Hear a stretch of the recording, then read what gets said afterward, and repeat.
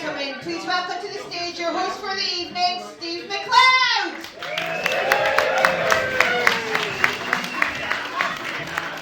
How we doing, Aberdeen? Yes, that's the energy I like. Where the fuck did you learn to whisper? Everyone's cheering, she's like, I'll just keep speaking at full volume. This is class. We're not in your fucking bedroom, hun. This isn't Netflix. You speak to your pals, we're going to hear you. You're on your phone, we're going to fucking see you. When I start fingering her, you're going to smell her. Give me a cheer, you've been to Breakneck comedy before? Give me a cheer, this is your first time. How did you find the place? Honestly, right, it's Aberdeen's best kept secret. The guy who runs the place, like, oh, you put it on a well-lit street? Nah. We put it down Rape Alley. Oh, have you got like a well-established comedy club with all lights and that? It's in a church hall. We've moved badminton. And we've got a fucking comedy club on the fucking go here, eh? So, give me a cheer, you're from outside of Scotland? Yes! Where are you from, my man? Belfast, alright, okay. I thought it was going to be somewhere far and exotic. It's just across the water, isn't it? What brings you to Aberdeen? Work. Work, oh, what is it you work as? Oil and gas? Yes. Ah, shock fucking horror, eh? How much debt are you in with your cocaine dealer? You know, I do gigs all over, right? And every time you come to Aberdeen, there's always oil and gas. And you go, what's he doing oil and gas? Like, you know, oil and gas. And I'm like, yeah, try me, dickhead. And like, yeah, clean the fucking beds. And that's what you do. So what is it you do, my man? What's he doing, engineer? Oil and gas? Work with You don't even fucking know yourself there, do you? Oh, shit, I didn't think you'd get to this bit. What does he do? Dive technician. Dave technician? Dive. Dive? Oh, I thought you said Dave. I was like, there's just a random guy called Dave and you're sat with a speller. That's you good to go for your next service there, Dave. Thank you, sir. So who are you with tonight then? My mate. Your mate? You had to point that out. So how do you know each other? I'm hiding. Yeah, behind the biggest fucking guy in the room. He looks like the Godfather and you're like, I'll just hide behind him. He walks in the sun at funny angles. So do you work together then? Yeah. Alright, okay, so this is your day off and you went, fuck it, let's go to Aberdeen's Premier Comedy Club. It's the only comedy club. He used to brand it as the Premier Comedy Club and he had stuff with B&M in the fucking walls, but now he's got some new. Did you do some fantastic artwork? No. He just fucking spray painted the wall with bricks. So is this your day off then? Are you way back on the boat or the rig them on? We'll go back. So you're going to get bladder tonight then, is what I'm saying. Anybody here drinking tonight? Give me a cheer. Anybody not drinking tonight? Oh, you're meant to sound happier, mate. Have you seen the price of a can of Tennent's here? From a multi-pack, you're like, oh, that was definitely worth it. £7.50 or whatever the fuck it is they're charging there, eh? So, anybody else from outside Scotland? You're so polite there. You can tell you're not fucking, you're like, me, that's me. Sitting in the front row, pretending to be shy. Where are you from? France. What brings you here? Bad travel agent on the run? Husband in oil and gas. Your husband or money? Leave me that. Money. Is it his looks? No. Is it his bobby? No, it's the fucking money. How do you guys meet? In France, we're French. Oh, you're both French? Yeah. So you moved over here for work and you went, this place is so exotic. J'adore cadonas. And she was like, oh, tell me more about this cadonas. Oh la la. And it's just a fucking shithole. How long have you guys been here? 5 years. 5 years. I like how you're the one that's doing the answer now. You're like, fucking ignore her. I'll take it from here. So you've been here 5 years. What's your highlight at Aberdeen? Highlight in Aberdeen? Yeah. Codonas. Some people are like, nah, I quite like the castles and shit. She's like, no, it's Cadonas, it's fucking class. Have you got kids here? Yeah. That's why you fucking like it then, eh? £10 wristband, fuck off, go and enjoy the dodgems. Ooh la la. Nah. So how long you guys been together? 5 years? No, you've been here 5 years. How long you guys been together? 17. I like how she had to think about it. Normally it's the guy who goes, I don't fucking know. She was the one that was doing that, and you're like, I'll answer on behalf. So 17 years, that's a long fucking time there. How old are your kids? 11 and 13. 11 and 13, that's the teenage years. So are they speaking with an Aberdonian accent? And they're like, Je m'appelle, man. J'habite Torre. Have they got an Aberdonian twang? Are you teaching them French, I take it, yeah? They can understand people here, that's one. That's a fucking mission in itself. Because, you know, I've got a kid who lives in Stoke, she's a bit fucking English, right? And she comes up here, and they go to Aberdeen, and it's like, fit like it, and she's like, They had a stroke, Dad. I don't know what the fuck's happening there. Like, no, they're just welcoming you there, eh? That's nice. So give me a cheer if there's any couples in the room. Give me a cheer if there's any singles in the room. Right. How are you guys doing in the corner in Finger Alley? Because that's what happens in that booth. Like, we've got a cameraman there, but normally there's like, you know, old people fingering, and I've seen your hands wander a wee bit. Is that just the, oh hey, you okay? Those French people, they scare you. So, what's your name, my man? Russell. Russell, where are you from, my man? I'm from Banff. Banff. That's a very posh accent for Banff. For those who are not aware of Banff, is, see if you go north, go further than that, right? When they run out of TV in Lecky, that's where this man's from. So, Pure Tuke, man. you're pure Tuke, man. That's a really posh accent for pure Tuke. See when you go, I'm pure Tuke, man. I'm a proper farming loon. No, you're fucking not, son. What brings you to Aberdeen? The nearest city to you? Studying, yeah. Oh, what is it you study? Well, no, I've finished the study and I'm old. No. You look really young. You look really young, mate. Not gonna lie, I'm 33, I look 40. I want to see your fucking ID. So what is it you studied? I studied social work. Okay, plenty of that in Aberdeen. And then, and now I teach Oh, what does it you teach? social care. You actually teach it, so it's a pyramid scheme. You got into it, couldn't get a job in it, now you fucking teach other people to get into it. Am I right? Yeah. H. Right, you can turn the camera back on. I'm not going to get grassed on there, right? Because he's definitely going to fucking do that. So, is this your friend, partner, girlfriend? What we're going for? It's a partner. Oh, is this new? No. Oh! How did you meet? Online. Online. What was it? The fucking Tash over there? No. Bumble. Oh, so you had to make your first move. What was your opening line? Please tell me your favourite colour, or what's your personality type, or some pish like that. I think it was just, hey. Oh, hey. Oh, that's original. Hey. If a guy sends hey, they get ghosted. But you have a vagina, so you can just go hey, and he's like, oh, she's the woman I fucking paid right now. It's true though. If a guy goes, I'll put all the effort into the first message, girl goes, no thanks, I've got 40 other offers. Guys are like, she said hey. Ooh, this is serious. I better update my fucking Facebook. So how long have you guys been together? 1 year, 8 months. 1 year. 1 year and 8 months. So you're going for partners now. How long was the fucking friends with benefit stage and we're not putting labels on the stage? It's started really quick. We've moved into a house together and all sorts. So. Kid on the way? No, I thought it was water, but okay. That's the only way that happens if you're moving together. Housing crisis, you're like, fuck it, let's just get in this, we'll get in a mortgage, let's see where it goes, am I right? Yeah. Give a cheer for Finger Alley! So, what I say is, my job tonight is basically to warm you guys up, right? There is actual comedians on, I'm just a cunt with ADHD from Dundee, you know what I mean? So, I want to be clear with you, I'm just a bit fucking doolally to tell you the truth. Is anybody here from Dundee? That was the most depressing fucking. Where are you from? Dundee. I deserve that. What I'd like to point out though is you said that the most unconvincing way possible. I went, where are you from? Dundee. What scheme are you from? Fenray. Fenray. Oh, sorry to hear that, mate. I'm actually from. So you'll know if you're from Dundee. See when you approach the sign that comes to Dundee, what does it say? Dundee, the city of? Recovery. You're right there, pal. Dundee gets a bad rep, but at least we're all vaccinated. You go down around the high street, see one guy giving it to his pal. Another guy's giving himself a booster, he's having a fucking great time, isn't he? What I'd like to point out though, right, is 5 years ago there was everybody on Facebook like, I'm not putting that in my body. You don't know what's in it. Fast forward to 2025, everyone's on skinny jags. And they're buying them from the same guy that does Manjaro and the fucking fire sticks.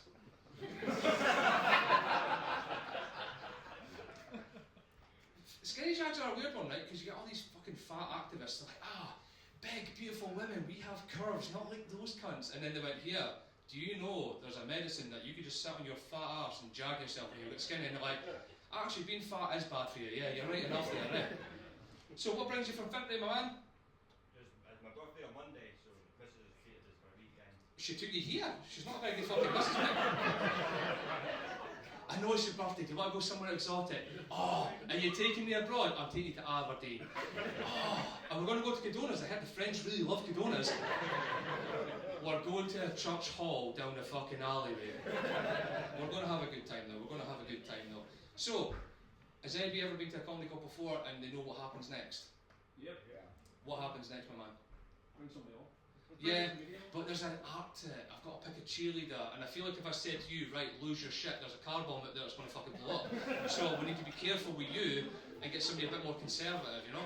I've done this a while, right, and when I said to him, right, you're the cheerleader, whatever you do, everyone else does, right, and I did it with an old guy like 2-3 weeks ago, the cunt took his top off and I was like, oh. That's how I'm not picking her, because pants would be going flying. She'd be like, yeah, let's get this party started. And I'm like, it's a comedy show, no an orgy. She's like, ah. Later on. Do you feel that if I gave you that responsibility, you'd be able to jump up and lose your shit? Or would you need a stand or stair lift to get you up off your feet? That's the motivation. That's the motivation there. Feel the bum. Can I feel that? Do you feel like you'd be able to jump up? No, see? She's offended by it, but I was fucking right. Where is your stick? What I'm going to point out, folks, right, is the comedians that are coming on this stage, please remember they are doing their best and they are providing you entertainment for a good cause. Obviously, we want to get as much live entertainment as possible, so I'm up for your heckling, I'm up for you speaking away to me. I will give you absolute abuse back, that's my job, right? But when these other comedians are on stage, please be mindful. They're here to tell you stories, here to tell you jokes. If you love it, laugh. If you don't love it, just shut your fucking puss. You included. Are we ready to get our first act on stage? Yeah. Right. What's your name, actually? What is your name? Jen. Sorry, I didn't know. Yeah, I couldn't remember it. It was, I always have that blowjob. So, Jen, do you feel like you can get everyone else hyped up? Go on, Jen. Yeah. How not? Jen, I believe in you. I believe in you. I believe that if you make enough noise, everyone will make the noise to compensate you. Yeah. So, no pressure, you fuck this up. The comedian comes on stage is going to have a terrible, horrible time. Does that sound good, Jen? Right. So we're going to do a practice, right? We're going to do a practice, right? You lose your shit. 3, 2, 1, go. Right? So.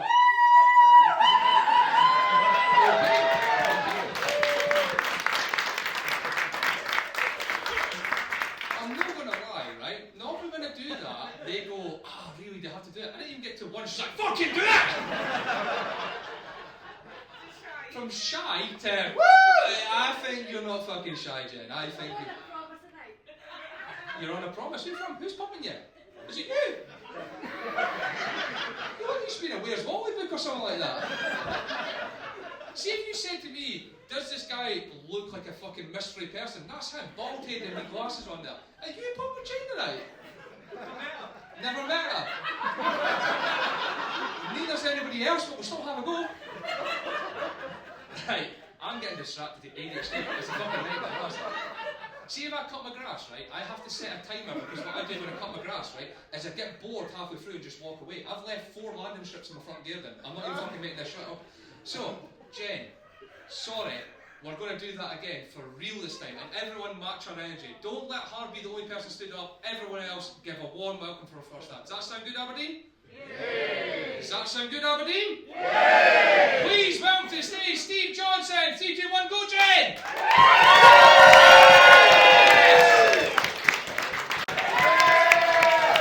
Hey, Aberdeen, how you doing? Woo! What a lovely, lovely big audience we've got. So, everybody fine? Yeah. Good. So, I was trying to look people from Aberdeen here. Whereabouts?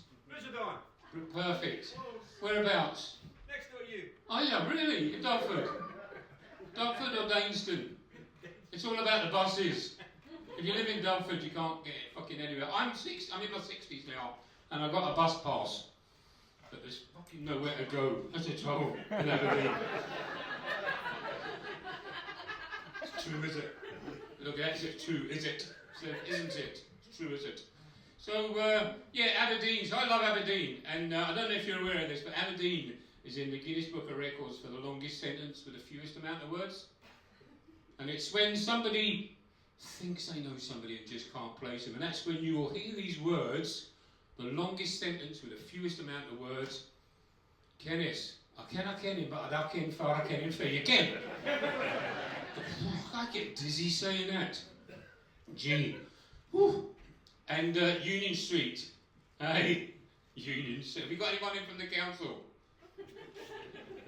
Oh, they're at home with their carers, aren't they? They probably made a decision just before Christmas and they're still getting over it, I don't know. So of course, Union Street.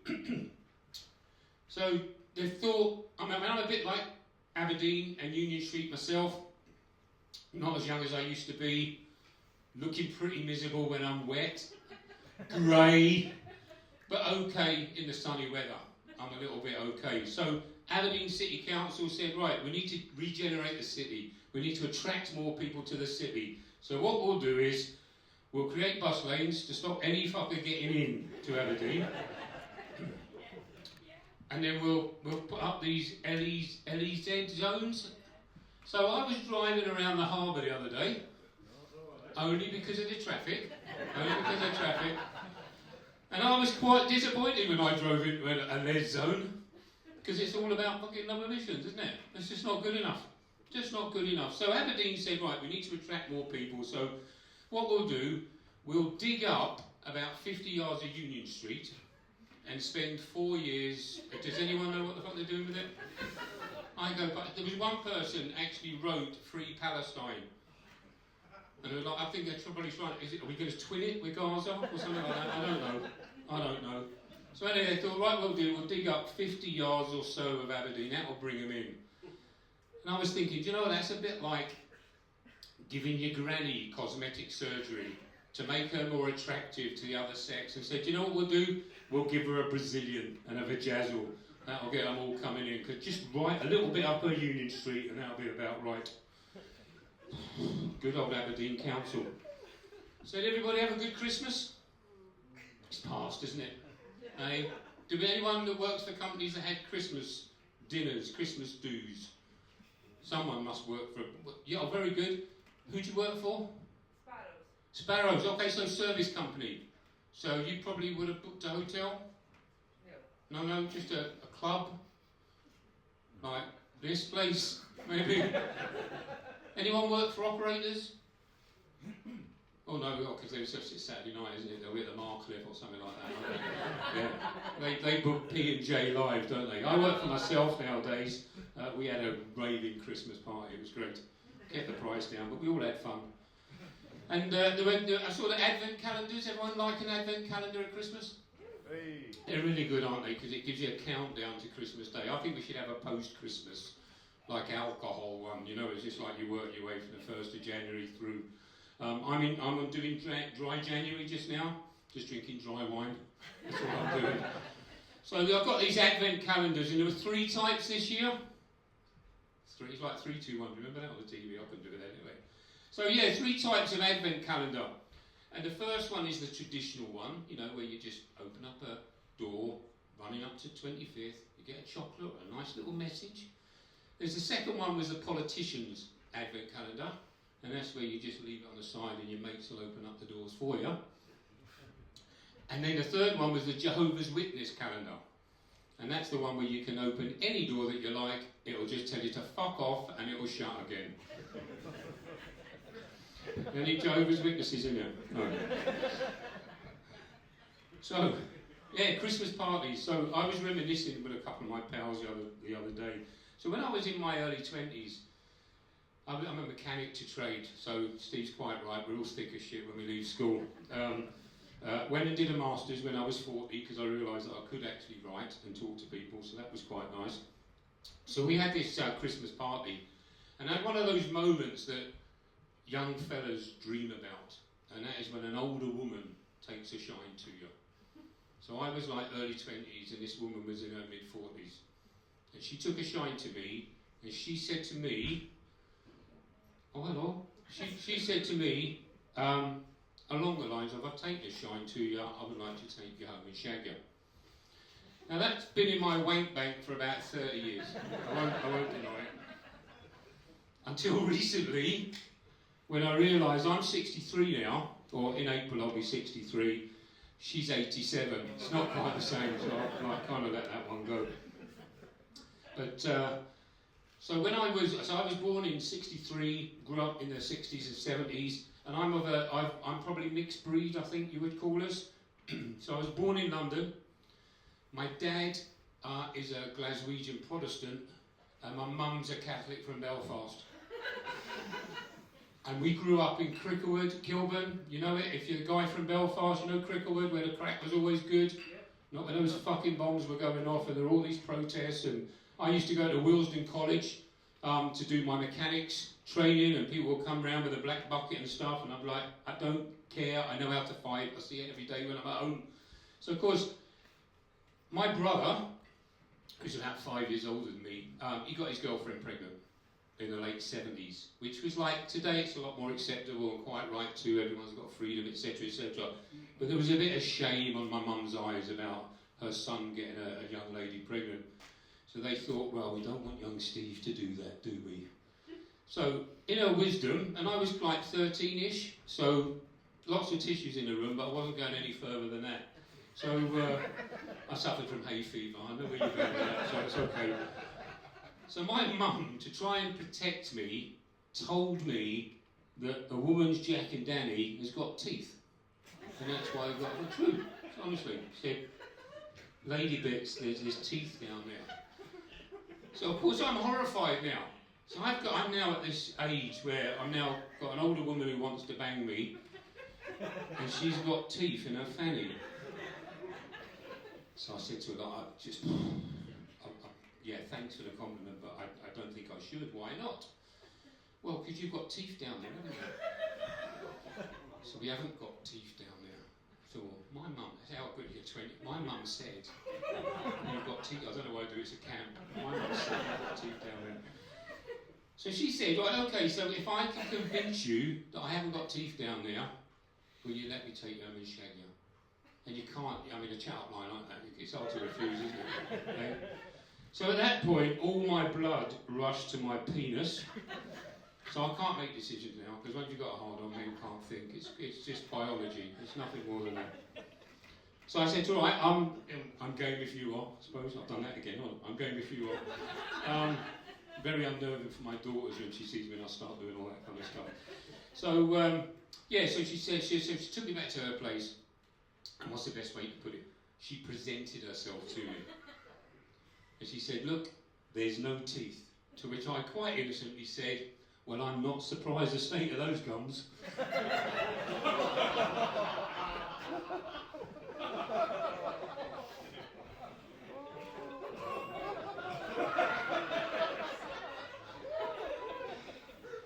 So I've been married to the same woman for 30 years. Seriously, I haven't been married to my wife for 30 years. She doesn't come and watch me perform, that's why we've been married for 30 years. So part of the success in being married for that long is that we subscribe to the, you know, happy wife, happy life? It's a phrase, and all the men in the room know, happy wife, happy life, that's perfect, we know how to behave. Happy husband, what the fuck have you been up to?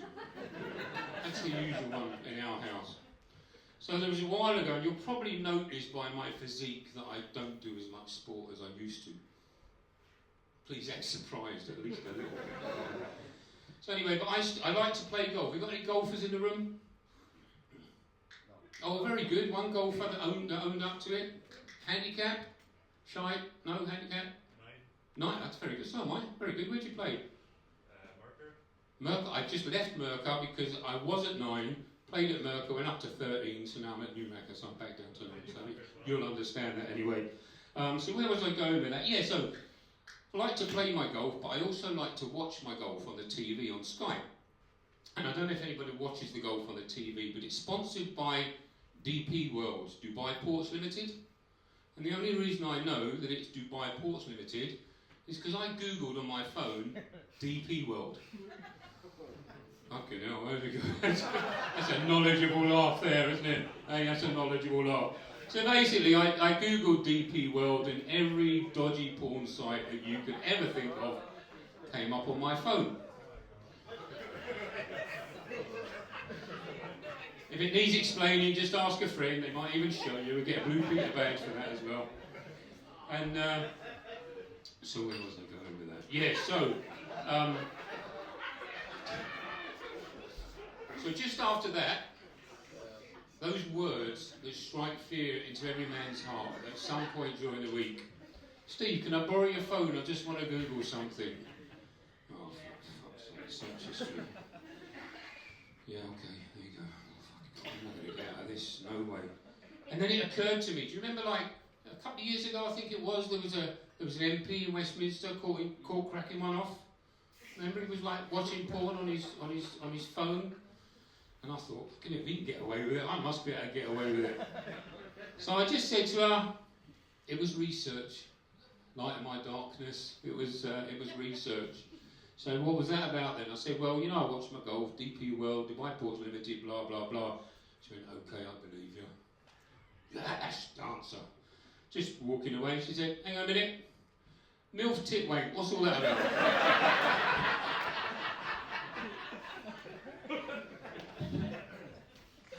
30 years, bless her. So let's talk about diversity inclusion a little while ago. And I've got 4 really good friends, a couple up here, a couple down, still down in London, and they've got nicknames. So we've all got nicknames.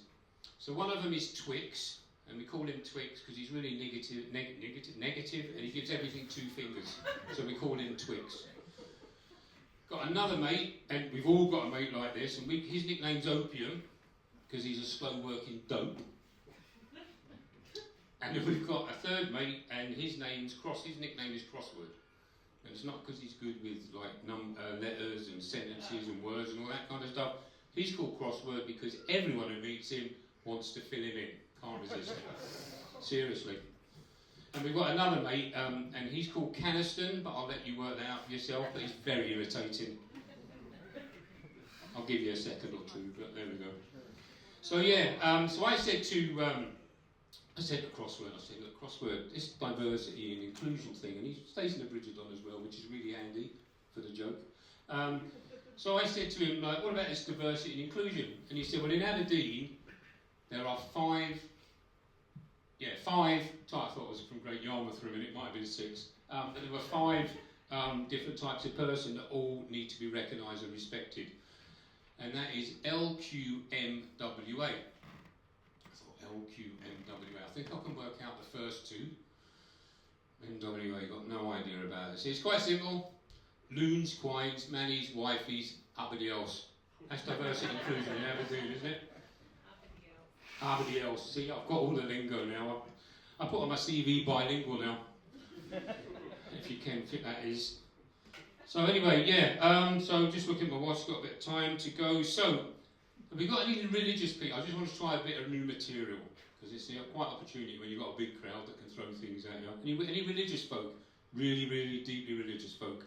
So church hall, so if there's like bolts of lightning and fire kicking off, you know that I'm in trouble. So, you know when some people in a room might be living in a property currently that they bought new. Could be a flat, could be a house. Have you got anyone in the house that you bought or the flat that you're in, was it a new build?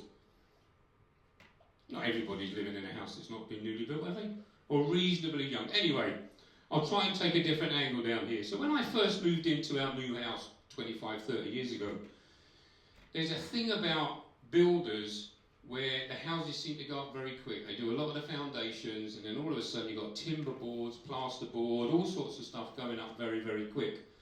And then when things start to go a little bit wrong, they send someone round with like a mastic gun who's going to kind of repair everything and do the magic, and oh, you can get all that changed, that's wonderful. And then if you live in a scheme, over a period of time, the scheme starts to get a bit run down, there's parties, everyone's misbehaving, and it starts to get very, very uncomfortable. So they send around the magic person with the mastic gun to make everything right.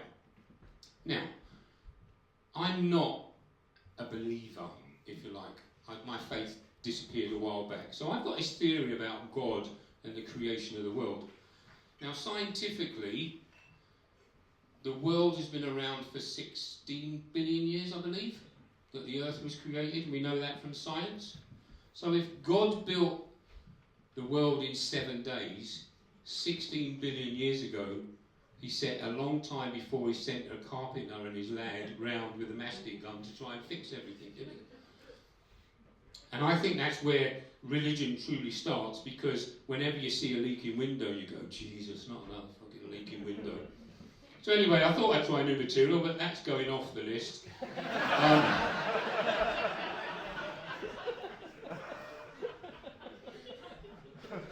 Never mind, you've got to try it. If you don't try it, you don't know.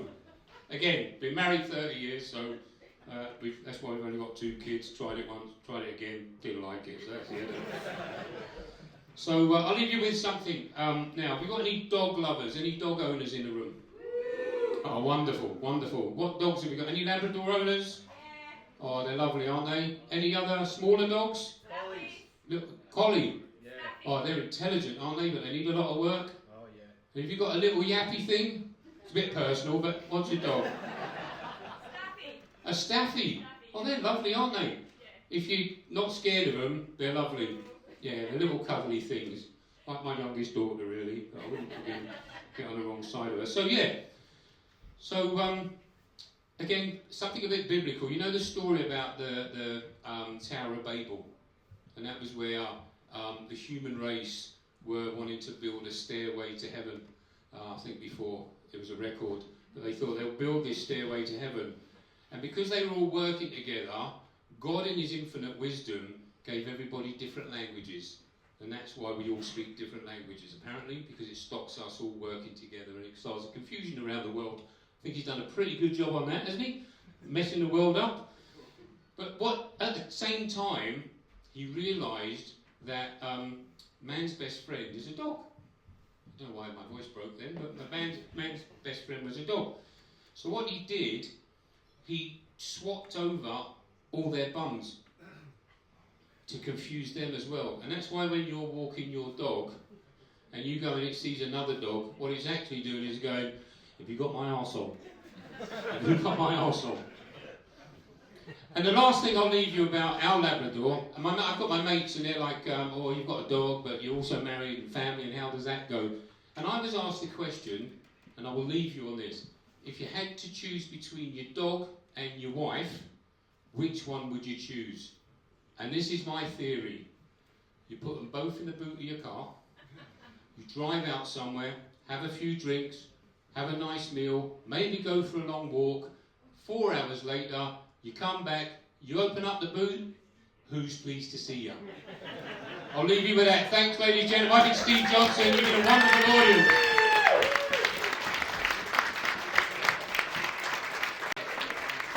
Welcome, Steve Johnson! Right, folks, we have reached our first break of the night. First break of the night, go get yourself some drinks and say the man for Belfast if you want a line of personality. We'll see you in about 10:15. Thank you. Did we all get more drinks? Yeah. How many drinks did it take to get you fingered? 1? I just had 6. Yes! So did we enjoy the first section, folks? Yeah. That's the main thing. We're all here to have a good time. What's happening in the back there? You alright, my man? You good, yeah? I like how you're like, oh, me, the guy who's around having a full-blown conversation with the guy behind us. We've got fucking ears, we're not from Fraser, bruh. Are you having a good time, son? Oh, yeah. Yeah, I can fucking tell. I can tell. It's always funny because see, the drunker you get, the less you give a fuck. So people are just like, I'll just speak at full volume. I don't give a fuck. And then when I say something, oh, don't hurt my feelings. Oh. Sound familiar? No. So, folks, I've been doing this a wee while, got into comedy a wee while, but I'm from Dundee, I'm from Curtin, for the guy from Fibry. You aware of Curtin? Yeah. So, I'm not making this shit up, right? His reaction was right. So, where I'm from, we were actually in the news. You can actually Google this, right? We were in the Dundee Purge, it was called, right? And there was riots in October 2022 and 2023. So what had happened was, there was riots that involved police, helicopters, there was petrol bombs, there was fireworks. Not making this up, you can Google it, I'm not making this up. And what I'd like to point out though, right, is that's the absolute worst day to take an edible and a dog for a walk.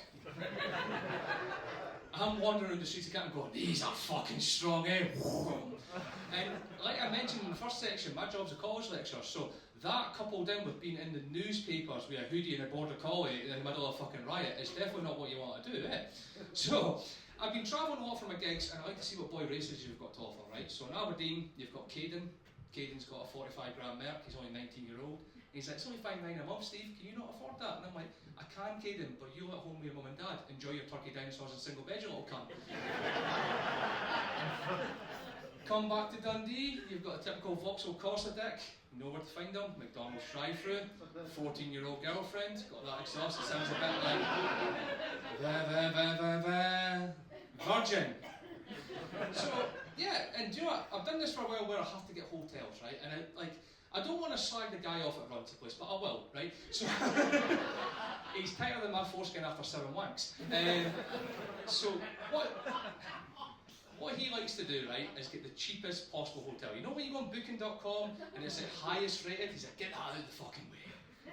Let's start with the cheapest. Now, give me a cheer if you're staying in Aberdeen in a hotel tonight. Yeah, where are you staying? Oh, wait, don't tell everyone. Aberdeen's answered the Bonnie Blue there. She's like, yeah, anyone want to join us? Room 262. You've just reminded us, Jen, right? So this year, I'll get to the hotel in a minute, right? This year, I actually got a Mr. Whippy machine for my Christmas. You know the Ninja one? I got a Mr. Whippy, right? And I did say I've got ADHD, right? And what it says to do is put the cream in the pot and leave it 24 hours. And then blend it. I left it 4 and went, fuck this, put it in the machine. Just cow milk sprayed all over my face and I looked like you in the mornings. So, talking about hotels, I stayed in this place called Aberdeen House Hotel. Has anyone heard of it? It's fucking horrendous, right? Castle Huntley has bigger jail cells in this place, right? But it's £22 a night. And you can see fucking why, right? I went in to the shower, right? Now I'm a big guy, I'm an extra medium-sized gentleman, blessed with relaxed muscle, or as my mum would say, like a carrier bag full of mash, right? I've seen me say, excuse me, have you got this in a bigger size? I've never had to do that with the fucking shower before. Showering in half's like, that's fucking fine, I've made it, I'm in show business. It's a fucking nightmare. And then Naz says to me, did you enjoy the room? I was like, no, I didn't fucking enjoy the room. He's like, I paid extra, you got a window in it. I was like, no I didn't, I was in a fucking cupboard, Naz. So yeah, when I say I've made it, I fucking haven't. That's why I've got a day job. That's why I have to have a fucking day job. But with being in comedy, right, I have to like be different. That's the thing that everybody's looking for, right? So if you're thinking, let's go to the comedy club and get a diverse bunch of acts, you've came to the wrong fucking place, quite frankly. There's 2 people in the act who are bald with a beard, and there's another 2 white men, right? So I have to be different. And when I want to be different, right, I've got ADHD and I've got autism. People are like, who gives a fuck? So's everybody. You know what I mean? It's TikTok, we've all heard of it, right? So, I've got gay bairns. That's my fucking Willy Wonka golden ticket to the fucking show business there. See when your bairn comes out, it makes people like, no, and I'm like, can't wait for the BBC to phone us right now, So, I've got a lesbian and I've got a super gay, right? And by the super gay, they've went one step above, right? 5-a-side gay, lesbians, people are like, they're not really gay, are they? They're just lasses with short hair, who gives a fuck about that? The super gay, the tranny, right? Now, I'm not making this up, she's been in the room fucking 100 times, right? What I'd like to say is, see when your kids come out here, right? It's one of those moments where you're like, oh fuck, right? So I hadn't seen Leah for a couple of years, and then I did see her, and she was Leah, right? So obviously she went male to female. And what she said to me was, Dad, was it a surprise when I came out? And I was like, kinda, you liked wearing dresses and makeup and all that sort of stuff, I'm not really too surprised. In comes the lesbian, Dad, was it a surprise when I came out as gay? I was like, no, you had a shot back inside and played football, I'm not fucking remotely surprised. So, I work with trans kids, right? So I'm trying to figure out about like what my kids about and what they're into and that sort of stuff. So I'm like, do you like boys or do you like girls? And she's like, neither. I was like, oh, you're asexual. She was like, no, not asexual. I don't like boys or girls, I like men. Hearing that from a 15-year-old's fucking hard to take. So I kept it light. I had to keep it light. What I said was, so what you're saying is you love cock, just not your own. And she's like, exactly that. That's exactly what I meant. It's my fucking kid, I'll joke about her, she's in the room, it's fine. It's no bother at all. So, we're going to move right on to my mum material, because fuck it, you didn't like the trans stuff. My mum's not tranny. My mum's not remotely trans. My mum, she's a bit as bright as Joseph Fritzl's party dungeon. In all seriousness, my mum's dyslexic. So, being dyslexic, she struggles with the basics, you know, like reading, writing, showing her some affection, usual sort of things, My mum got into dating, good on her, she needs her hole. Just like you. I said that at a gig, right? One of the biggest gigs I've ever done in my life. I said, good on my mum being into online dating, she needs her hole, right? Not realising that she was on a work night out. And she stood up and went, it's true. So she got into online dating, she got speaking to this guy called Dick. Now, that's what he was saved as on the phone. I don't know if that was a message or his actual name. I didn't want to fucking question it, right? So he says, right, I see you've got 3 sons, tell me about your sons. She's like, right, I'll start with Stephen. He's my youngest, he's quite big, he's quite funny, but we'll set the tone here. He knows how to pack a punch. Well, she actually said, well, Stephen's my youngest, he's quite big, he's quite funny, he knows how to pack a lunch. So he's going to show up at the door and see 6'3" me instead of some wee barrel boy going, alright champ, you here for your hole? You'll need a sausage roll. Oh, you've came quite far. You'll need a protein bar. Go on, son, get in there. Unfortunately, I didn't work it for my mum though. Oh. So I had to take her out to Dundee's finest restaurant for her birthday. Dundee's finest restaurant is a little place called Nando's. So we're in Nando's, right? Busy Friday night, and I'm doing some construction work in the house. And my mum at full volume, she's speaking away to this because she doesn't know volume control or manners. So she's like, what are you doing in the house? I see there's builders. And I says, Mum, I'm taking a bit underneath the stairs. I'm knocking that out and putting some shelves in it. You're like what most people would call a cubby hole.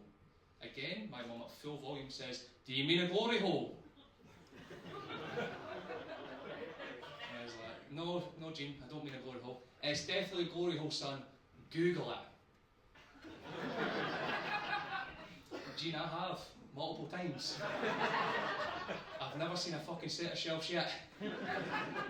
So, just like Beetlejuice, she shouts, Google glory hole, and on the 3rd time the manager showed up and asked us to leave. So my mum's been a bit unwell lately. I've had to take her out, get her shopping in, bring in her mail, escorts, usual sort of stuff. My mum's in the living room, I'm in the kitchen, I'm making her a cup of tea, I've handed her letters to her, and she shouts through, Stephen, what the fuck's a gender revel? And I says, Mum, that's a gender reveal. What's that? She asks. I says, well, Mum, you know your niece Elaine, she's having a baby. Aye. I says, well, they're going to have a party and they're going to pop it. Pink stuff comes out as a girl, blue stuff comes out as a boy. Gender reveal. Without missing a beat, my mum says, when are we having a party to find out who the fucking dad is? I've never met the cunt yet. So folks, I turned 33 this year. I know, the Dundee air and water has been fucking kind to me, yeah. So I turned 33 this year and I get home and I've got a birthday card waiting for me, with my name spelled correctly for the first time in 33 years. And I open up this birthday card and I'm welcomed by the bold words, impotence. It's nature's way of saying, no hard feelings. Love, Mum. So I give Jean a phone. I was like, Jean, what's with the card there? She says, oh, did you get it? I says, aye, I got it. Was the money in it? I says, yeah, money's in it. She said, what's wrong with you? There's obviously someone wrong with you. I says, Mum, you put impotence on a 33-year-old's birthday card. What does that mean? She asked us. If you've never explained impotence to a 66-year-old dyslexic dinner lady, it's quite hard, pardon the pun. So I said to her, Jean, impotence means the struggle to get blood flow to the penis, struggle to get an erection, and struggle to have sex. Mate, you'll know. I tell her that, and she's like, oh no, son, I don't want to know about your dirty bits. Don't tell me about your willy, I'm your mum. I says, no, Mum, I'm not saying I suffer from impotence. I'm saying you're implying I suffer from impotence. She says, son, I'm not implying anything. I didn't actually read the card. I just seen a fat old man on it and I thought it looked like you. Welcome to the stage, Neil Skeen, 3, 2, 1, go! Keep it going!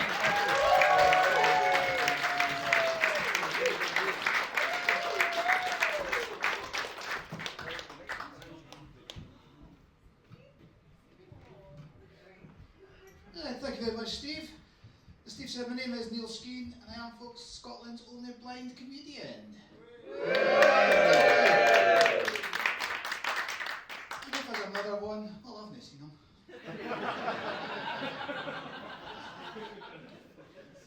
But despite that fact, folks, I am quite proud that I travel independently throughout our great nation doing this stand-up comedy.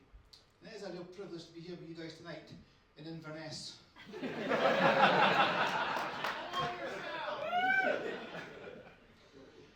No, just to clarify though, just for everybody nowadays, I am actually totally blind, but I do identify as deaf.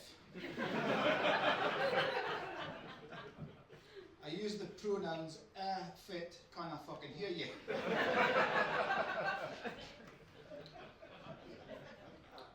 I'm hoping there's maybe PC in there, because that pronouns are the PC stuff, isn't it? I hope I can do that PC in, because it worries me doing this comedy, because I think, you know, I mean, Aberdeen's a lovely place, and I love the folk from the North East, and I think, I wonder if they're really nice people. Would you actually laugh at a blind person? So, well, okay, you probably would, like, but I mean, in the majority of folk, you can think, like, if I was walking this, you'd go, look at the blind fucker over there, right? So it's probably not the nicest thing to do, but see, for the next wee while, please do laugh at this blind person. No, well, it's for your own benefit, really, because if you laugh, I might get paid.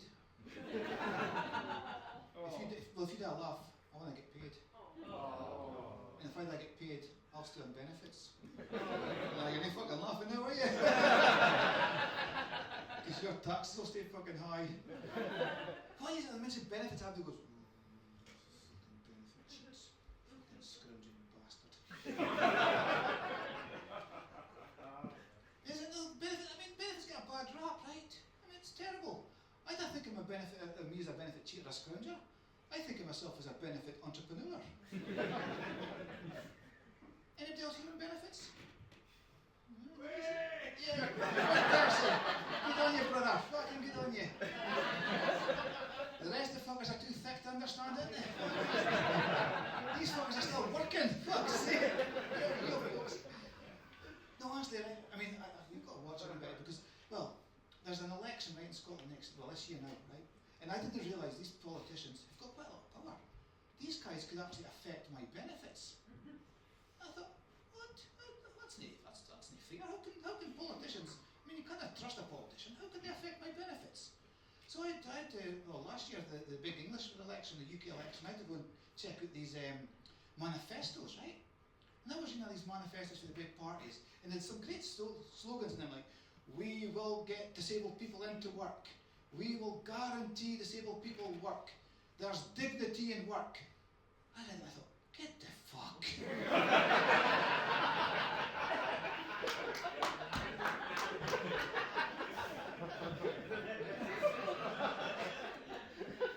Fucking leave me alone. I'm happy having low self-esteem. I'm delighted to be socially isolated and fucking inactive. Fuck's sake, economically inactive. Fuck that, working. I mean, you guys, I'm guessing with your accent, most of you guys here work, right? I was listening, some folk work in oil and gas, and I mean, oil and gas, love you guys. Fucking love you, oil and gas guys. High wages, high taxpayers. Fucking keep it there. The more tax you pay, the more I can steal my benefits. Keep it going, oil and gas. I'm fucking all for oil and gas. Fucking brilliant. No, but it is, right? They're going to affect your benefits and everything. I thought, shit. I mean, I get nervous about a lot of things. And I mean, like I say, well, right, politicians are a bit dodgy, right? And if you look at a lot of stuff in the press, you get a lot of this stuff about inappropriate touching. No, you do, don't you? I mean, Steve mentioned it in the first half about the guy who was caught fucking wanking in Parliament, right? So there's a lot of things happen. And if you read a lot of stuff, it's inappropriate and it's historical. And that got me really worried. Because I was thinking, wait a minute, my life is spent touching things.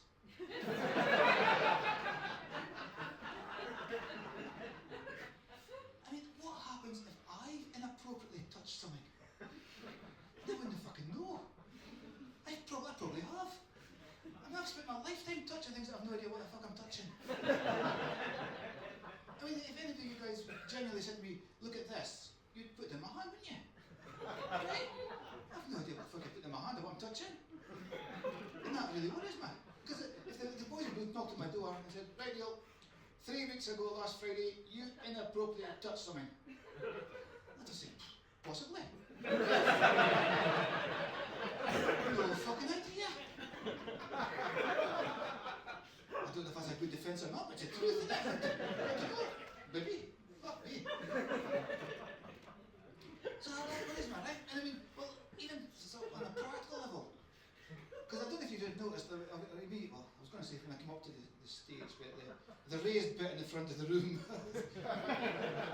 quite a stage, but never mind. When I came to the stage, right, if you were noticing, to get here, I had to be guided, right? And to be guided, I had to hold an elbow. Now, it's not because I've got blind people or me who've got a sort of elbow fetish, right? Because I'm sure you'll all admit there's nothing really sexual about an elbow, is there, really? I mean, as it is, an elbow's an elbow, right? But blind people take an elbow, and I'll explain this, right? Because it's quite, no, I think it's common sense, right? If I take your elbow, it means I'm a step behind you. I'm a length of my arm behind you. So if you're guiding me, if you move to the right, I've got time to react. If you come to the left, I've got time to react. If you go up a curb or down a curb or up onto the stage or whatever, I've got time to react. Does that make sense? Yeah. So that's why we take the elbow. It's to give us time to react. Right, I'm going to go for this because she's lovely. Ladies, with inappropriate touch and stuff, right? No, honestly, listen. See at the end of the show, if I was outside and I was waiting to get my bus home or something, and I said to you as you passed, excuse me, do you mind if I take your elbow so you can show me to my bus stop? Would any of you ladies have an issue with that? No. Good. No, that helps to relax a wee bit. The great thing is, of course, see, once I've got your elbow, it's much easier for me to find your tits. That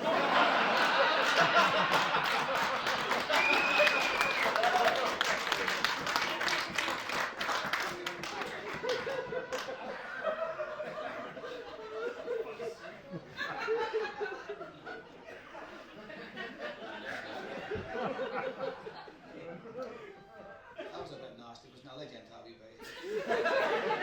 It's supposed to be vice versa. You're supposed to leave me, but I led you into that, I'm sorry. No, you can rest assured, I won't do any sort of more sexual jokes like that, because, well, I certainly won't do any sort of wife jokes.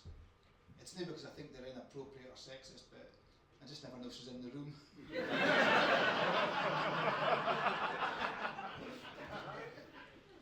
I mean, the first I would do would be a quick little smack on the chops or something, so no wife jokes. Well, in fact, I shouldn't have said that, actually. Just to be fair, just to clarify, my wife has never, ever physically hit me. No, she hasn't. It's not funny. Domestic violence, it's not funny. Not laughed about, not joked about, not funny. She has never, ever physically hit me. If I'm in trouble, she just moves the furniture.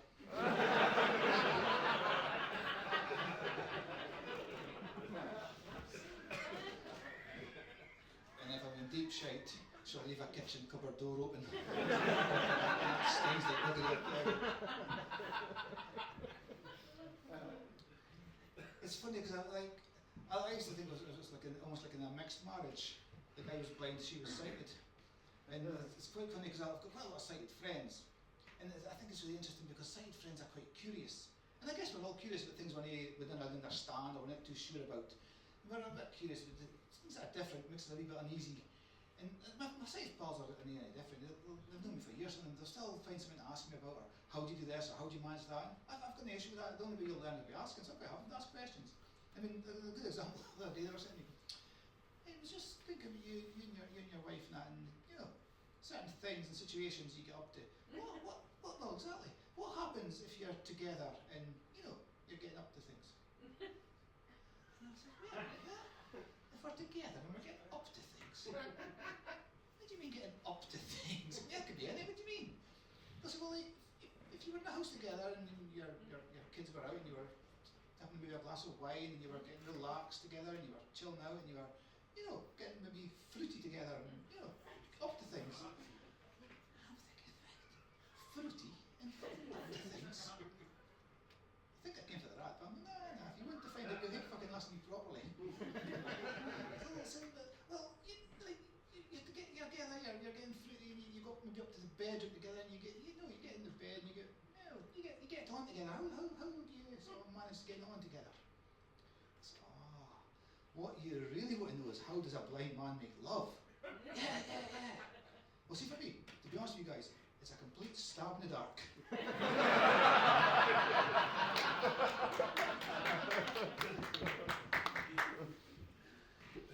Well, it is, but right, there's a thing that you'll see in your tellies, right? There's a thing you get like audio description. It's where you get a commentary of what's happening on the TV, and it tells you what's happening, right? But to be honest, it doesn't really work with porn sites, right? So I'm told. It's never very good, right? But you guys are laughing, right?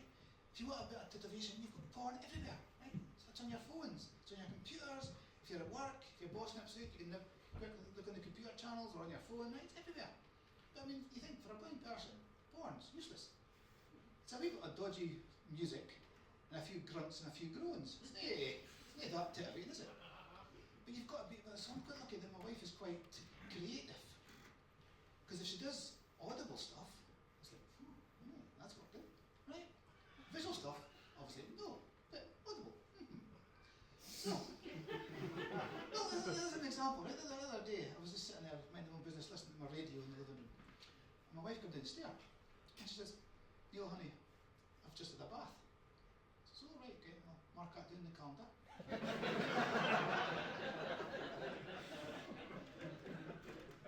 And she says, I'm coming over to your house and I'm sitting next to you. And she says, I've got my little black negligee on, deep plunging down my cleavage.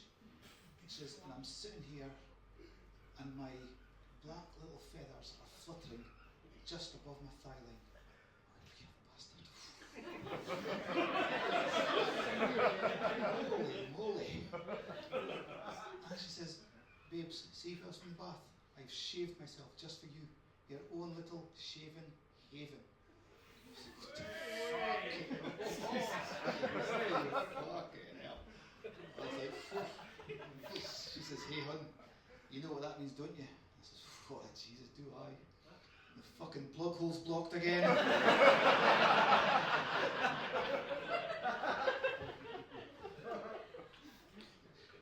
but like I said, I've got quite a few sighted pals, and is it any of the guys here have got a man shed? Yes. Yes, your man. Do you call a man shed, man cave? Yep. What do you call it? It's just a shed. Oh, it's just a shed, right? Okay. Okay, but it's classed as man's lair, man's domain, right? Now, it's kind of a man shed or a man cave. Now, there are a lot of guys who got them, right? In my day, it was just a fucking wank shed. And these sighted pals of mine, 2 Christmases ago, bought me my very own man shed. I fucking loved it. I spent hours in my shed until I found out what they actually bought me was a greenhouse.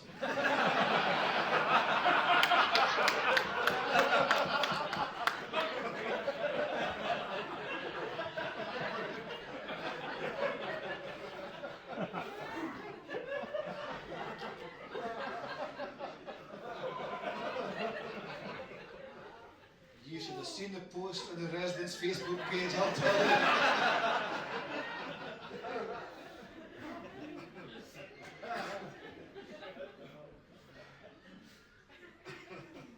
No, it's, I think Steve mentioned that, are we doggy people in? Yeah. Yeah. Any cat people in there? Yeah, that's the same person, you go dogs and cats. Or you just say, yeah, to everything, yeah, fucking man. No, it's interesting, there's folks like, yes, dogs, and the couple, yeah, little cats. But see, well, I'm a bit biased, because I obviously have got a guide dog. Now, the reason I've got a guide dog, mainly is because the guide cat hasn't been invented. No, there's no such thing as a guide cat yet, but, well, and to be honest, I think if I was a guide cat, I probably wouldn't get one. Well, the thing is, I didn't really fancy spending 3 hours sitting under a car.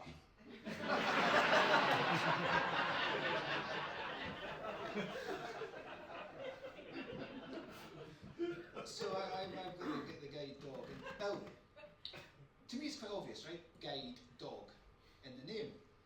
It's amazing what you guys the general public think a guide dog is. Folks, oh, you've got an alpha, bonny, blind dog. And I think, well, to be honest with you, a blind dog's no fucking use. If I had a blind dog, I would need a guide dog to guide the blind dog to guide the blind man. And if I was a blind dog, would be a guide dog guiding a blind dog and a guide dog, and it would be like a fucking conga.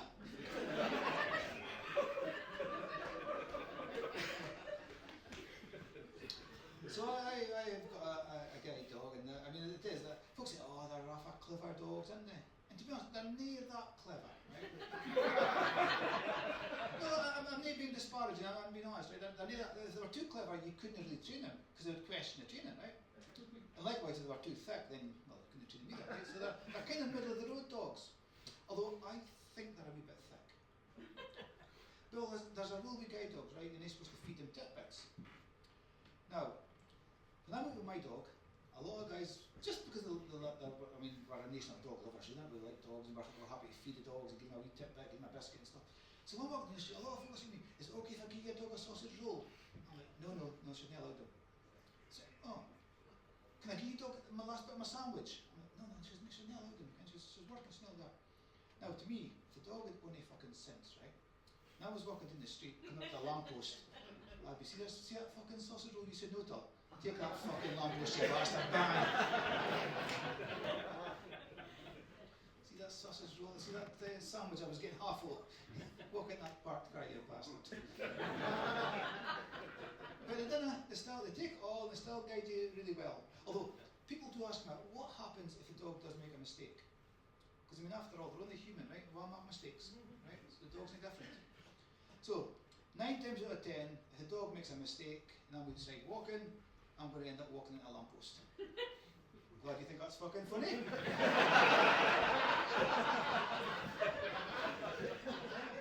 Brutal, but okay, fair enough. No, it is, that's what's going to happen, right? It happened to me a couple months ago now. I did walk into a lamppost and I really was a bit upset about that, like, actually, because I broke my nose. I was really upset because I broke my nose. The dog is funny enough. But I broke my nose and I was angry because I broke my nose and I chipped some teeth. You do feel a laugh at chipped teeth and all? I broke my nose, chipped my teeth, and I was raging. Because I had an erection at the time and I still broke my fucking nose. My pal said to me, what did you do with the dog? I said, well, everybody makes mistakes. It just so happens the dog's made quite a big error of judgment. I've hit a lamppost, hey ho, nose will sort, teeth will fix, but one of these things. So I just gave the dog a biscuit. He says, you rewarded the dog for walking in a lamppost. Hell yeah, well, I make mistakes in life, Christ. He says, that's really kind. I said, it's not you being kind. I said, it's pure and simple. If I give a dog a biscuit, I know exactly where its head is, so I know exactly where its fucking arse is to kick.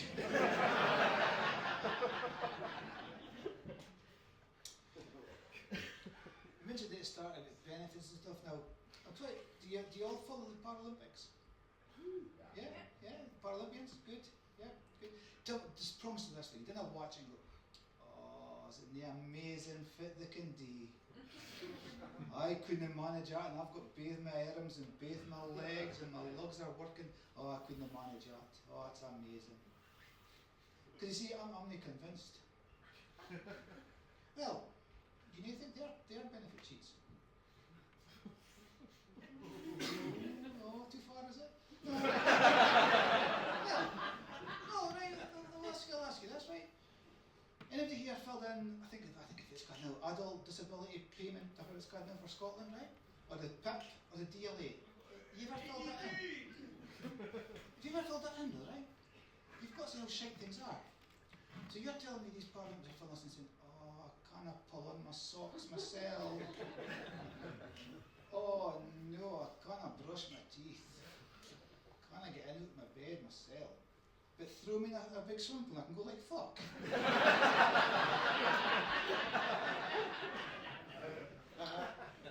No, I'll apologise for that, sorry, but that's too far. No, I'm better with the Paralympics. Because not one of you recognised me, there's a good coordinator, not one of you recognised me, did you? No. I took part in London 2012, Paralympian. There you go, thank you. I took part in the Blind Masturbation Championship. I have no idea where I came.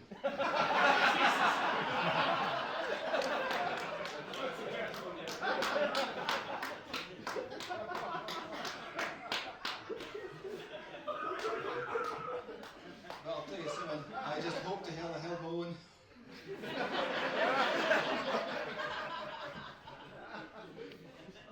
You guys are amazing. I'm going to leave you just now with a wee tip, right? I think I've got a rough idea who does this here. Who here would abuse or would use a disabled parking bay? Come on, let's go now. Here's some work, man. Yeah, come on, Jen. Listen, honestly, I don't mind you if you want to do it, right? Just don't make a big habit of it. And that's just like a circumstance like this, right? You're all hard-working people. Good on you. Well done. But just think, right? If you've had a really shite day at work, and you're fed up, you're tired, you're hungry, you just want to get home. You just want to get home and I've got enough of this. And then I can't wait to get home and get something really fine and substantial for my tea, something really fatty. And then you remember, oh fuck, I've got nothing in. But you get to the shop, and you think, I've got the shop. But you get there, and there's only one parking space left. Would you use that parking space for 5 minutes to get something fine for your tea? Yes. Good on you. Good on, true man. Right, the rest of you, get with it. For 5 minutes, it's not an issue, right? But here's what you do. You'll get pulled up, you'll get a job's worth, knock on the window, roll your window down, they'll probably say something like, oh, excuse me, do you realise that's a disabled parking bay? You just say, yeah, I'm disabled. They'll go, oh, sure, okay. Sorry, what's your disability? Just say Tourette's now. Fuck off. Ladies and gentlemen, you've seen this, and I've seen fuck off. You've somebody brilliant. Thank you.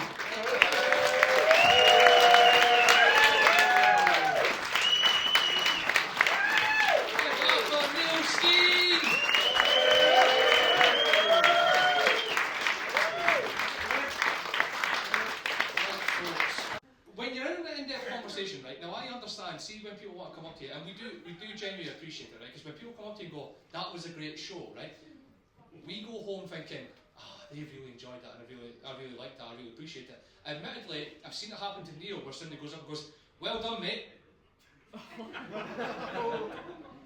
A high five to a blind man is fucking useless currency, right? But it happens all the time, right? But most people, when they come up, they go, oh, that was a good show, we appreciate it, right? Now, what Laura did, midway through a conversation with the headliner, is just run up and go, and then walked away. And the headliner was like, have I missed it? And I was like, I don't have a fucking clue. And I thought, oh, she'll hide her head in shame. No, she hasn't. She is sat in the front row like, yeah, that was me. I was the weird velociraptor in the business suit. And what's the need for the glitter there? Do you like glitter? I was like expecting you to talk there. I was expecting like a... Extends all the way down. Oh, does it?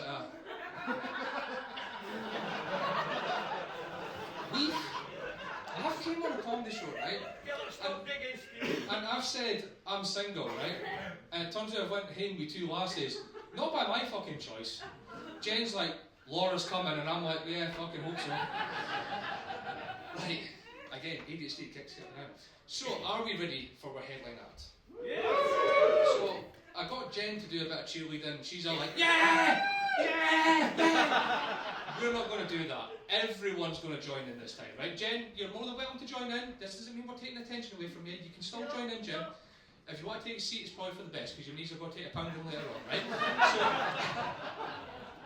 So everyone, please give all your love and give all the cheer in the room for our headline act. Does that sound good, Aberdeen? Welcome to the stage, Freddie Quinn!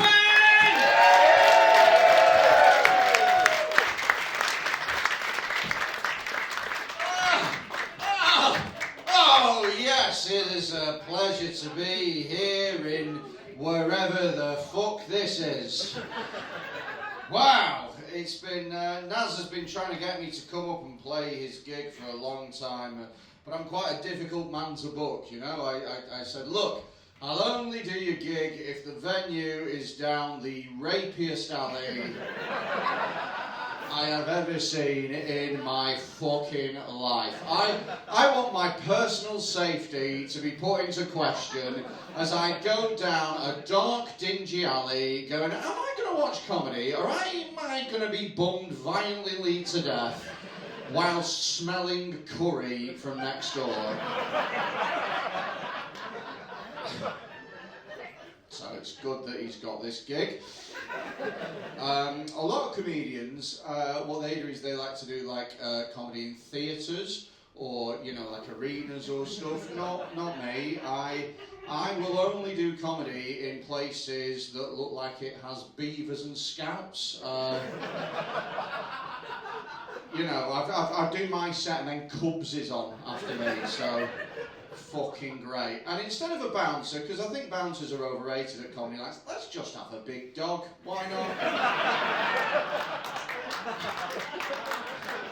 Let's just have a massive dog that just wanders around the stage.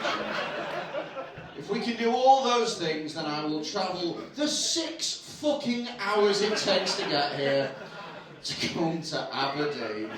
And fuck it, I'll do a full weekend here. Why not? There's probably loads of things to do in Aberdeen. No. So good. I think I've broken a world record for masturbation at the Ibis today. That's Jesus Christ. Nice to be here. Thanks for having me. I'll get started. I'll tell you a little bit about me. My name's Freddie. I'm your last act, and a lot of people are very surprised when I tell them that I'm transgender. And I think that's probably because I'm not. It's just fun to pretend, isn't it? Because no one pulls you up on it. People are like, oh my God, you are so brave. You are inspirational. Honestly, I tell people that I'm transgender and I can see them looking at me, trying to figure out which way I've gone. Because either I used to be a woman that's turned into the most convincing man of all time, or I'm a man that wants to be a woman and is putting in fuck all effort.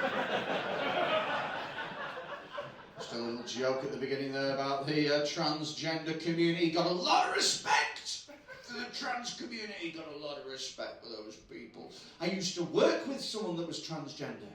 They came to the office one day completely out of the blue, addressed everyone. They went, from now on, I want you all to treat me like the rest of the women that work here. So they started paying them less. Just a little joke about the gender pay gap, ladies. You're fucking welcome. Yes, there you go. Yes, that's a bloke. Okay. Oh, I got a lot of respect for the transgender community. It seems to me like they're just a bunch of people who want to get on and live their lives how they see fit. And more power to them. Takes a lot of courage to live your life as honestly as those people do. But there's other people who seem hell-bent on trying to make them stand out, feel awkward, you know?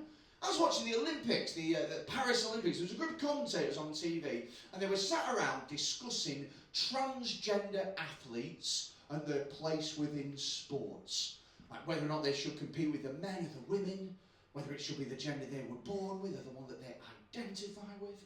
And everybody probably has an opinion on what is no doubt a very difficult subject. I overheard one of these commentators give the most ridiculous opinion I think I've ever heard. They just went, oh. I can't believe they're letting transgender athletes compete in the Olympics. This is cheating. What about someone who isn't transgender, but has gender reassignment surgery so we can have an unfair advantage? And I was watching it thinking, well, that's not a fucking thing. I mean, I can't speak for everyone, but I'm telling you now, there is not a man alive that looks at his own cock and balls and goes, I would trade that for a silver medal in women's discus. Now, I'm a straight white man, me, and I don't know about that one being the best, but fuck me, is it the easiest? Oh, it's a piece of piss being a bloke. Men, we couldn't hack being women. We could not hack it, not even for a single goddamn day. Ladies, do you agree? And I'm not even talking about all the big things women have to deal with, like sexism and harassment, mate, even the little things. Even the tiny little things women have to go through on a day-to-day basis. We couldn't even put up with that shit. I'll give you an example of what I mean, right? I was in town the other week with my girlfriend. We were out shopping. We were in Marks and Spencer's. She needed to get herself a new bra. We go straight into the shop. She walked up to the first sales assistant she sees, and immediately we started having a conversation about sizes. Like, oh, get like a B cup. Maybe get like a C cup. Maybe something that pushes them up and in like that. Men could never do that. Could you imagine? If every time you needed a new pair of boxers, you had to look a stranger in the eyes and be like, 4.5 inches? 5 if I'm on my period. I had it's been pretty chill 2026, man. 2025 was crazy. In the last year, I lost 5.5 stone. Thank you. I have AIDS. Full on AIDS. Not all weight loss is good, is it? I'll tell you what it was. I got diagnosed with a heart condition and I had to quit drinking and the weight just fucking fell off me, man. And I thought, I miss drinking so much. Holy shit, I miss drinking, you know? I used to love going out and getting shit-faced in random places, you know? Like, my favourite place to go out and get drunk was a place where I'm from in Preston, an R&B club. Oh, I don't know if you've got them up here in Aberdeen, but they are wonderful places.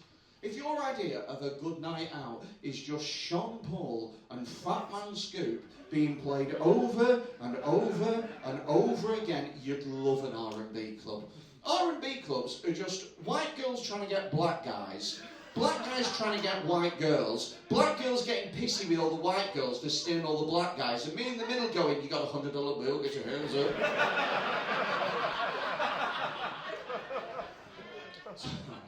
Yeah, man, stop drinking. You know, it's probably best for me because I had a problem. I was a problem drinker, you know.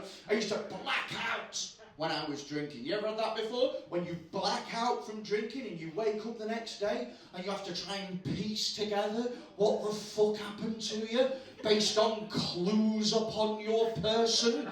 Reading all the stamps on the back of your hand like a shit treasure map, trying to work out where the fuck you were last night.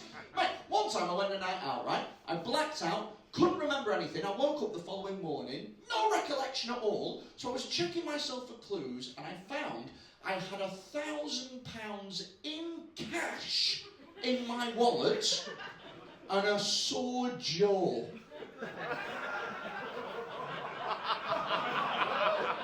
Now it turns out I'd been to the casino, won some money, got in a fight and then been punched in the face. But there was a moment where I thought I'd sucked at least 10 cocks. I was so proud of myself, I was like, oh, new record! It's crazy. I'll tell you another reason I lost the weight, for real. I came out of a 10.5-year relationship. Last year. Holy shit, man. Holy shit. Do you know what? It's crazy, right? I came out of a 10.5-year relationship and within a couple of weeks I was straight into another one. I can't handle single life. Do you know what I mean? And it's so weird. I don't know if anybody's ever come out of a long-term relationship before, but like it's insane like how I felt like I wanted to have all the fucked up sex that I'd been missing out on, do you know what I mean? Because like we weren't sexually compatible or you know, in my last relationship, in the 10.5 years that we were together, we never once had anal sex. That's wrong. Do you know what I mean? It's fucking unnatural to go 10.5 years without a bit of fucking bum fun, you know what I mean? And I would bring it up constantly and she always has an excuse. We don't even own a strap-on.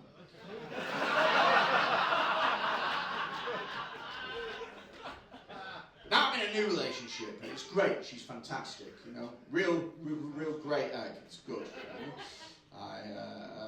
Fantastic. But you know what?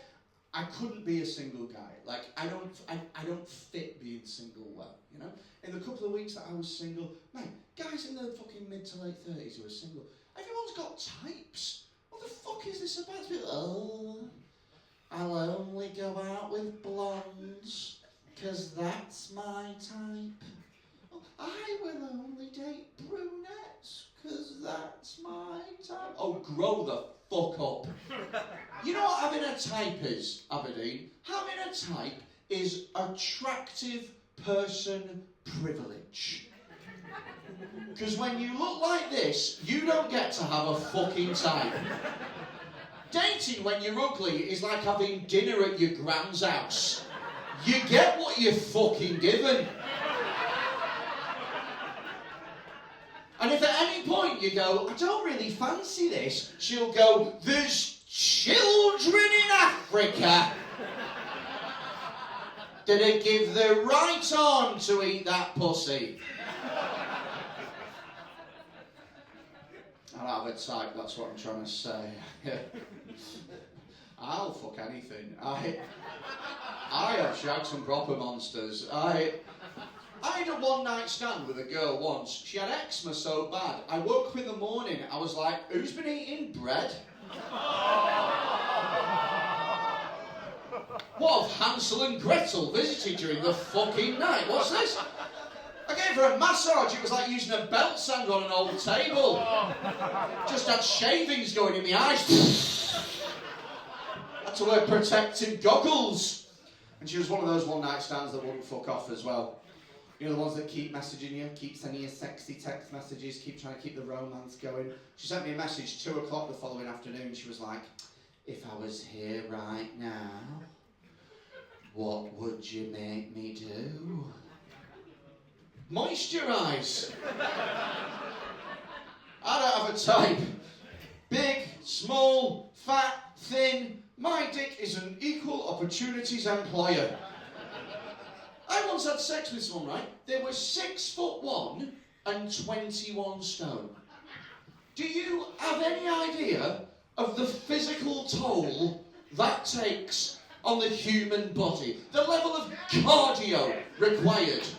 The core strength needed to fuck 6'1", 21 stone of you. Mate, when we had sex, it was like, you know when you move house and you've got to try and walk out the fridge? Try and spin it on these axes like that, get that momentum going so you can shift the fucking thing. I think it's a 2-man job this, I need to ring a mate. Honestly, I didn't know if she was getting wet or defrosting. And I'd rather be one of those people with no standards whatsoever than be one of those weirdos whose standards are way too fucking high. I got a friend of mine like that, right? He's a good-looking lad, but his standards are through the roof. He was telling me this story, right? So he went on a date with a girl a few weeks ago. They went out, they went to the pub for some drinks, right? And it was his first time meeting her, but he liked her, he was attracted to her, they had a bit of a spark, they had initial chemistry. So once they'd had their drinks at the pub, they went to a fancy cocktail bar across the road, had another drink. Things were still going well, so they decided to go back to his, have one more drink. Then they decided they were going to have sex. So she took her clothes off, got naked, and he said to me, in his own words, I saw her vagina, and it put me off. And then he looked at me for validation, and he went to me, what's it called when that happens? I was like, I think it's called being gay. This fanny looks too much like fat. What the fuck are you on about, mate? Call me old-fashioned, I've never turned one down. I don't give a shit what state you're in. I will go down on you and I'll do a fucking job, mate. I'm like a Polish builder. I turn up, do your decking, 100% satisfied at the end. I'm never turning one down. Who the fuck do I think this to turn down something as wonderful as the gift of a vagina? No chance. I don't give a shit. I will give it a go no matter what you got going on down there. I'm proud of that fact, you know? And besides, I like a vagina with a bit of character.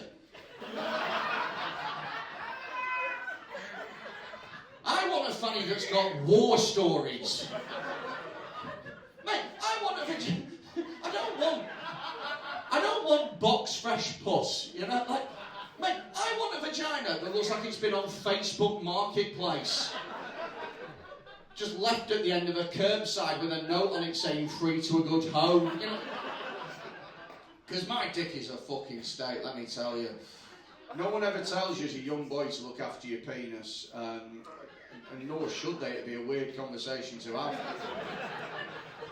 You look really young, pal. How old are you? Me? Yeah. 30. You're 30? 30? Aye. Holy fuck, I didn't realise that you were so old. You got the baby face, haven't you?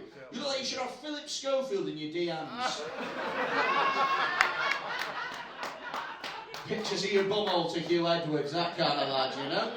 You look great for 30. Are you looking after your dick? Nobody told me either, mate. Nobody told you not to look after it. Is yours fucked? Aye. Oh, mate. What's wrong with it? Just fucking well worn, mate. It's well worn.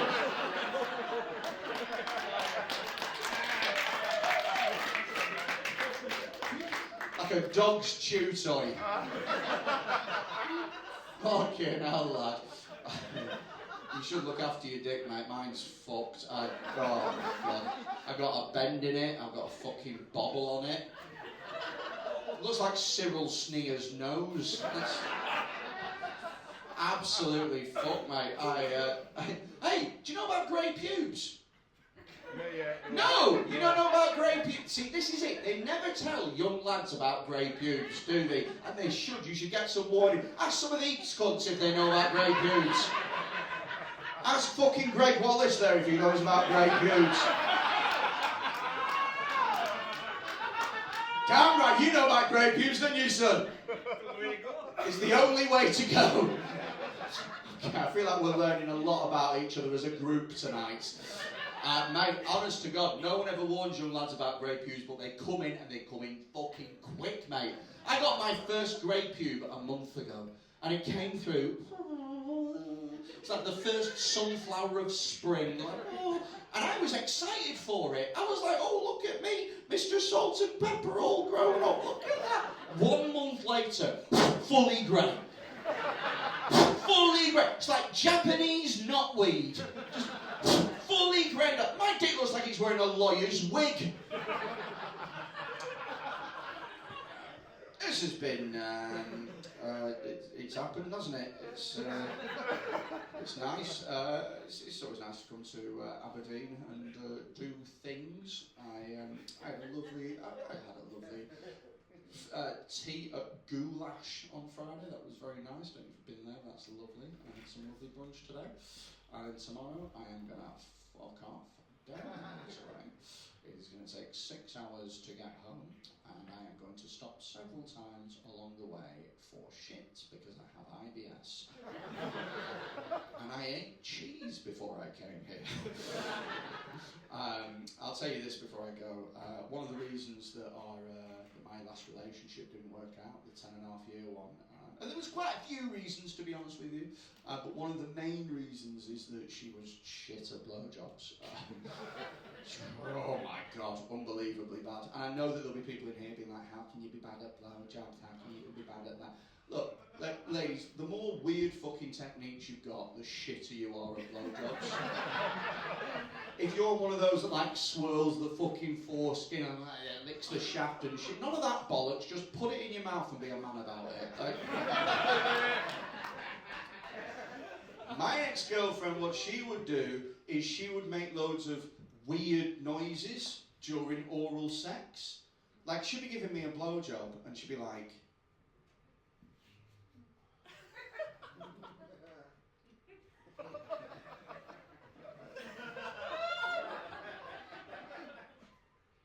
oh.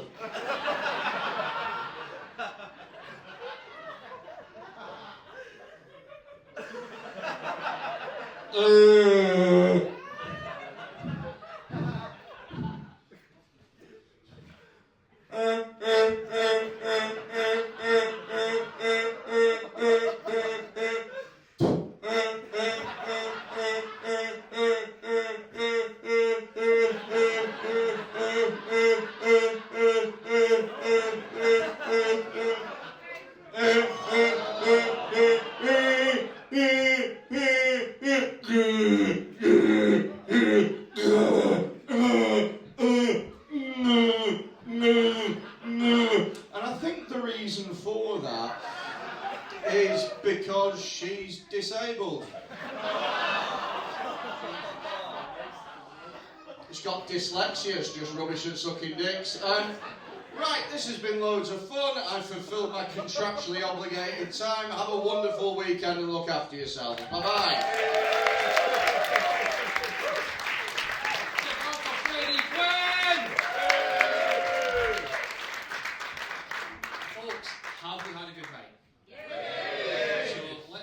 give it up for the bar staff.